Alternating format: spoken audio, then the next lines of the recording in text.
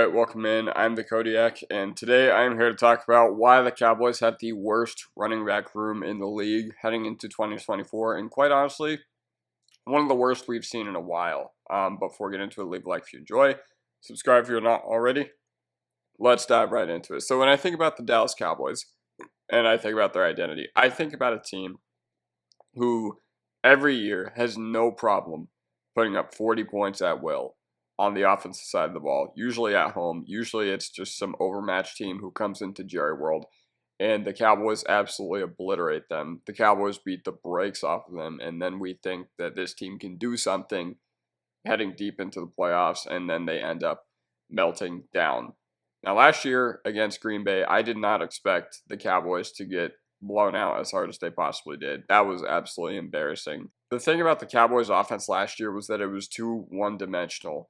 And it kind of was due to the fact that Tony Pollard did have a fractured fibula and looked absolutely awful in the first part of the year. He looked better towards the end of the year, and it ended up getting him a contract with Tennessee, so congrats to him.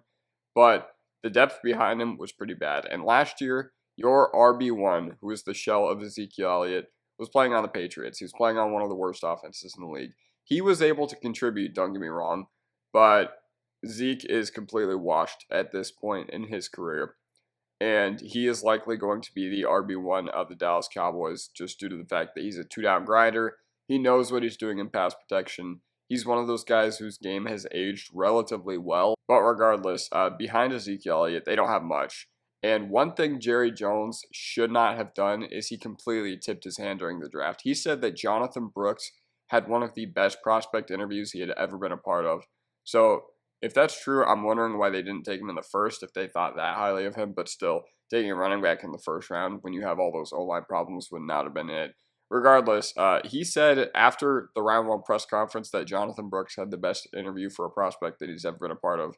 I don't know if they tried to trade up for him in the early second round. I don't know if they tried to snipe Carolina on him, but you can tell what they think about this running back room, because I thought it was a little odd that they didn't take a single running back in the draft. And, even in the third, fourth, fifth, sixth round, when you're just throwing darts, they didn't at least try to select one, because behind Ezekiel Elliott, we have Rico Dowdle. He's all right. He's a nice change of pace back, but realistically, he's probably more of an RB3 and a bubble candidate rather than he is a legit RB2. And behind him, wow, just look at these names. Royce Freeman, Deuce Vaughn, Malik Davis, Snoop Connor. This is like if a dynasty nerd was to take control of an NFL roster and be like, yeah, I can win without investing into the position. You can win without investing into the running back position, but at a certain point, you need to get at least someone back there, someone who's viable back there, because honestly, there are guys competing for starting jobs this year on NFL teams, or at least second string jobs this year, who will be cut in August. That would be Dallas's best running back. And there's a very good chance that Dallas's touches leader, their leader in receiving from the running back position, there's a pretty good chance that that player is not on their roster right now. And I think that's absolutely excruciating, because the Cowboys need an element of running to support their aerial attack. Granted, their entire offense just basically funnels through CeeDee Lamb, and that's good, especially considering their alternatives. But my God, that room is just sad. And I don't really know what the running game is going to look like this year. They revamped the O-line. They've kind of had to go through a transition over the past few years, going from the Great Wall of Dallas to a subpar line to trying to build it back up again. But yeah, so basically that's just what's going on with the Cowboys. I'm just kind of bewildered that they have not made a few more moves at the position yet. Yes, Royce Freeman, he's a reliable body, but at the same time, Deuce Vaughn is 5'6", 175 pounds.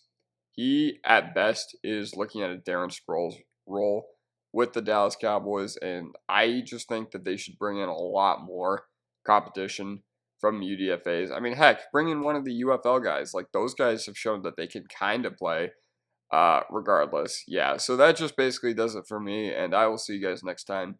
I'm really interested to see what the Cowboys do at the position, because it's going to be an interesting year. And yeah, so that's it for me, and I'll see you guys next time. Peace.